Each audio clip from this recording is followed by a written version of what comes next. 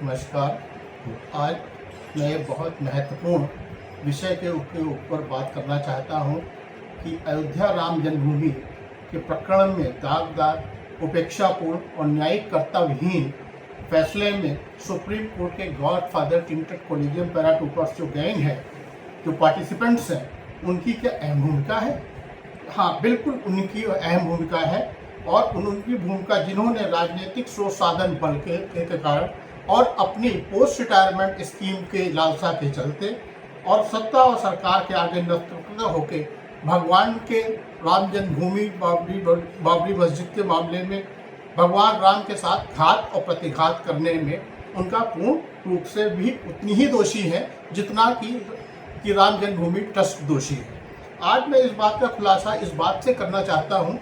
कि ये supreme court, ये गॉड जो है, ये अपने आप को इस प्रकरण से अपने को कैसे दूर कर सकता है, जबकि एक महत्वपूर्ण विषय के ऊपर जब राम जन्मभूमि मंदिर का निर्माण भी नहीं हुआ था, अस्तित्व में भी नहीं था, केवल एक फैसला जो सुप्रीम कोर्ट में आना बाकी था और उसकी सुनवाई चल रही थी, उससे पहले 2017 में जो भी आज अयोध्या में भावी जो दुष्परिणाम घटित हुए हैं, जो अपराध कारित हुआ है, जो चोरी चमाटी डकैती ट्रस्ट के द्वारा या अन्य राजनीतिक कारणों से जो हुई है, उसके पीछे सुप्रीम कोर्ट भी बराबर का दोषी है। सुप्रीम कोर्ट का दागदार फैसला भी अपने आप में पूर्णतः जो है इसके लिए पीछे उससे बच नहीं सकता अपनी जिम्मेदारी से। मैंने जो अयोध्या में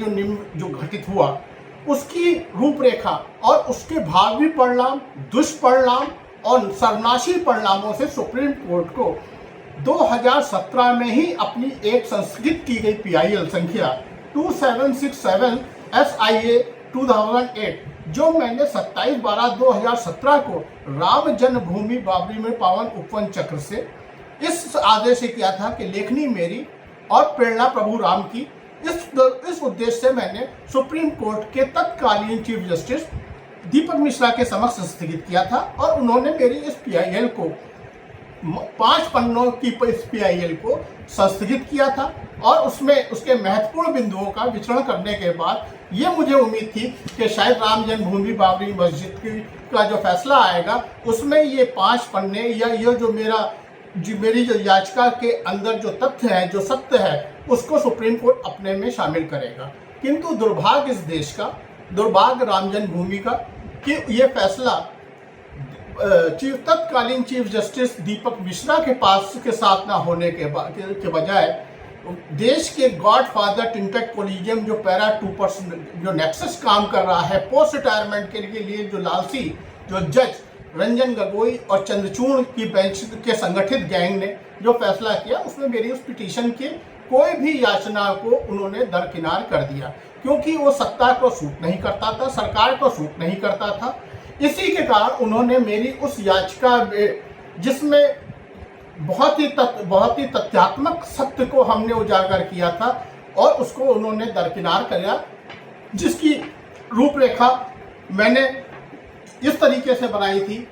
माननीय एक सम निवेदन राम जन्मभूमि बाबरी मस्जिद, ये है मेरी वो पिटीशन।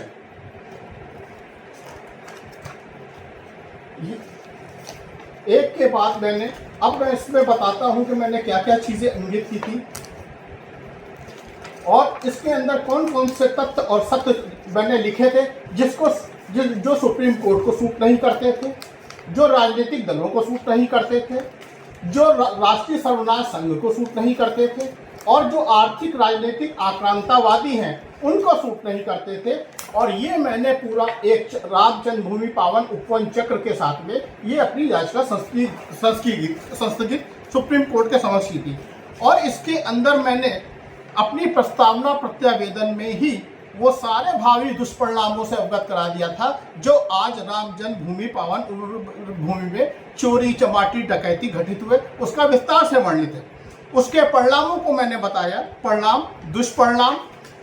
तथा पावन स्त्री के दुरुपयोग का और का राजनीतिकरण से दूर रखते हुए राम जन्मभूमि को राजनीतिक कुचक्रों से दूर रखते हुए फैसला करने का मैंने उसमें सुप्रीम कोर्ट से आग्रह किया था। और उसमें एक सशक्त 36 लोगों की मॉनिटर, आज इन्होंने जो ट्रस्ट सुप्रीम कोर्ट ने जो बनाया, जो की बजाय मैंने उसमें मॉनिटरिंग कमेटी 36 लोगों की सशक्त लोगों की एक मॉनिटरिंग कमेटी बनाने का मैंने आग्रह किया था। और वो इतनी सशक्त थी स्थायी कमेटी, अगर आज वो ट्रस्ट की जगह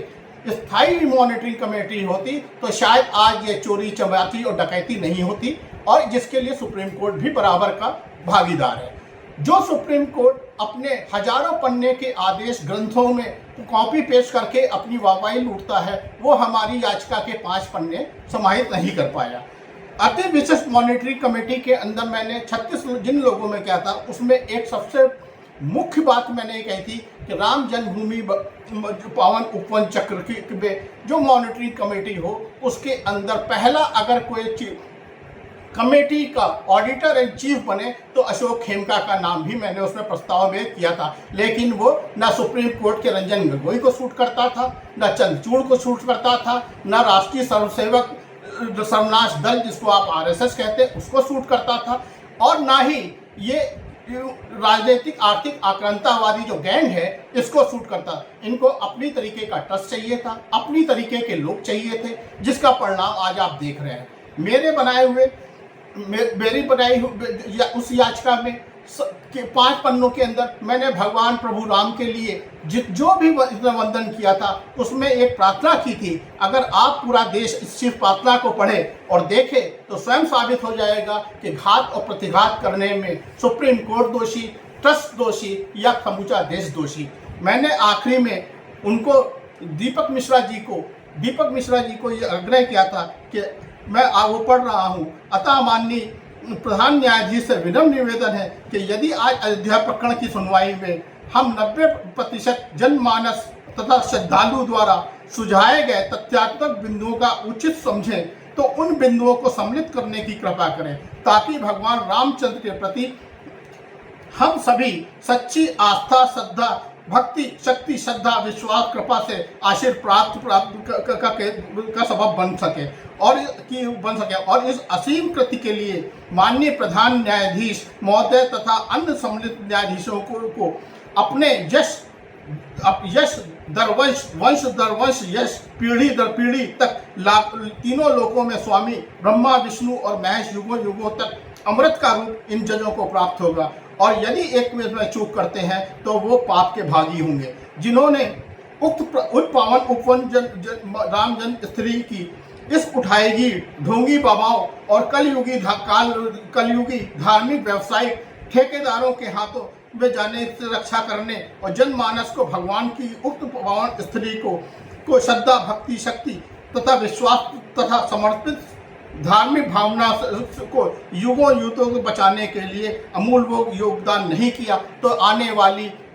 सदियों तक सुप्रीम कोर्ट को और ये godfather tinted collegium paratroopers gang को देश और सनातन धर्म कभी माफ नहीं करेगा। आज जो घटित हुआ है वो आपने हजारों पन्ने अपने कॉपी पेस्ट करने वाले ग्रंथ को लिखने में वेस्ट कर दिए, लेकिन उसका कोई भी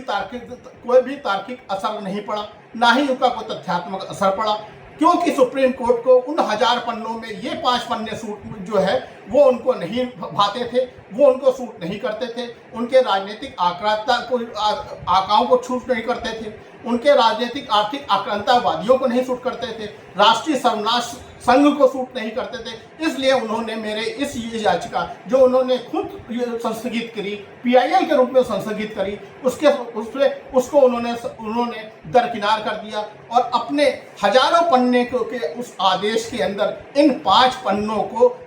सम्मिलित करने की जरा से भी जहमत उन्होंने नहीं उठाई। इसके लिए सुप्रीम कोर्ट पूर्णतया दोषी है। अब मैं आता हूं कि सुप्रीम कोर्ट ने अगर ऐसा नहीं था तो सुप्रीम कोर्ट ने 21/10/2017 को 19 को जब राम जन्मभूमि बाबरी मस्जिद का जब उन्होंने फैसला 16/10/19 को सुनवाई के बाद सुरक्षित कर लिया था, तो ढकोसले के तौर पर उन्होंने सारे समाचार पत्रों में और मीडिया में